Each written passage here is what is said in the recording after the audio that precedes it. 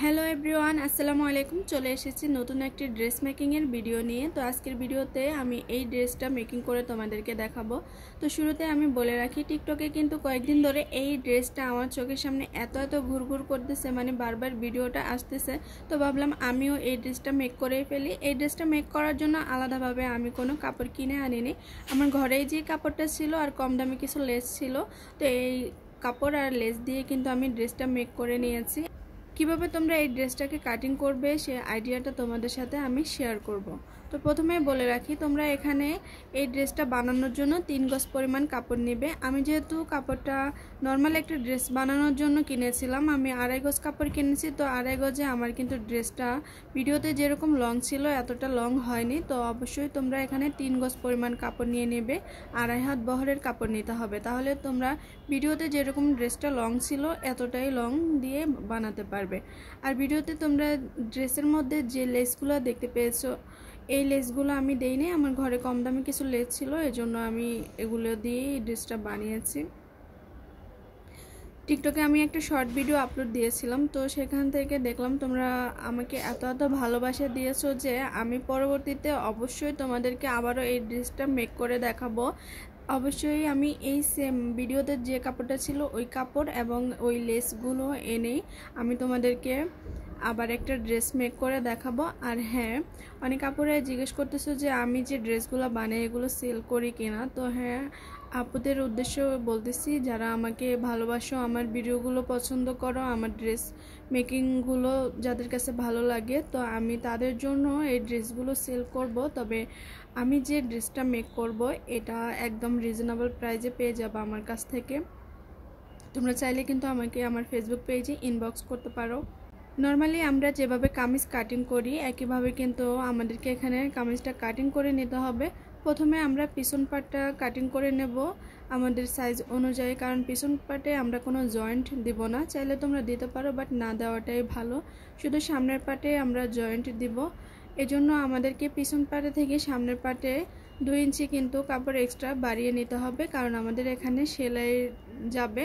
তো প্রথমে আমি গলাটা তোমাদেরকে একটু দেখিয়ে দিচ্ছি। এখানে গলার চওড়া আমি 4 ইঞ্চি নিয়েছি এবং গলার লম্বাটাও 4 ইঞ্চি নিয়েছি।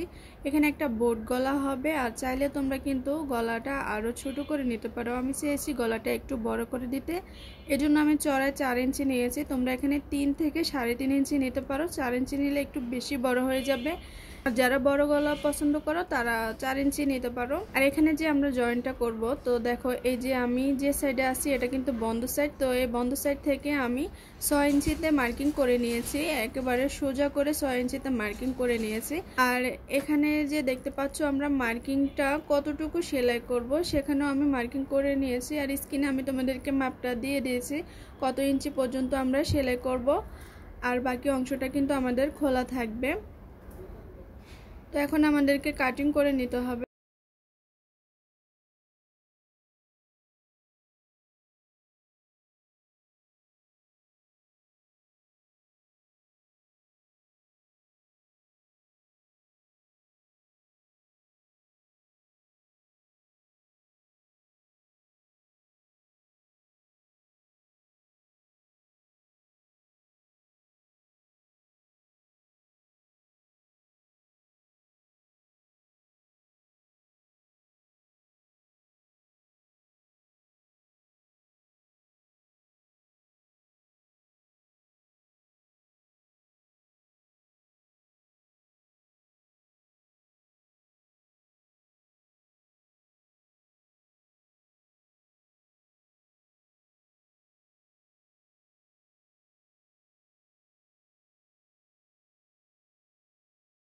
কাটিং করে নিয়েছি দেখতে পাচ্ছ। তো কাটিং করার পরে এখন আমরা এই যে দেখো সেলাইও করে নিয়েছি। তো আমি তোমাদেরকে যে মার্কিংটা করে দেখিয়েছিলাম একেবারে শোল্ডার থেকে যত ইঞ্চিতে মার্কিং করেছিলাম এই যে দেখতে পাচ্ছ তত ইঞ্চি পর্যন্তই সেলাই করেছি। আর এই যে সেলাই সাইডটা যেটা খোলা অংশ আছে, এই খোলা অংশটা কিভাবে সেলাই করবে সেটা আমি তোমাদেরকে বলে দিচ্ছি। আমরা এই যে জামার সাইড ফাড়াটা যেভাবে সেলাই করি, এখন এই মাঝখানে যে খোলা অংশটা আছে এই খোলা অংশটা আমরা একইভাবে সেলাইটা করব। তবে এখানে আমাদের চিকন করে সেলাইটা করে নিতে হবে।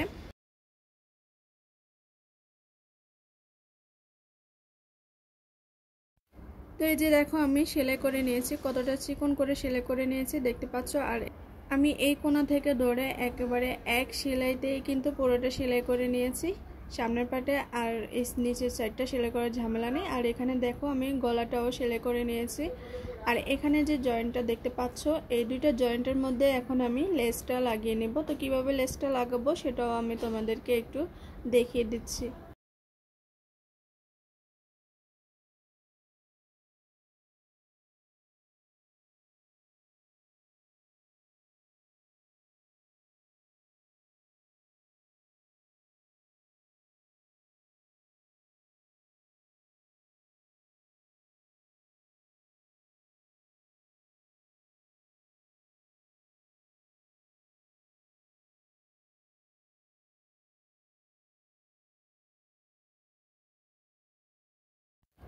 তো দেখো আমি এখানে লেসগুলো লাগিয়ে নিয়েছি গলার মধ্যে এবং সাইডে লেস লাগিয়ে নিয়েছি। তো নর্মালি আমরা যেভাবে জামা সেলাই করি একইভাবে এখন আমরা জামাটা সেলাই করে নেব। আর হাতাটাও আমাদের নর্মাল ছিল, এজন্য আমি আলাদাভাবে তোমাদেরকে আর কাটিং দেখাই দেই নেই।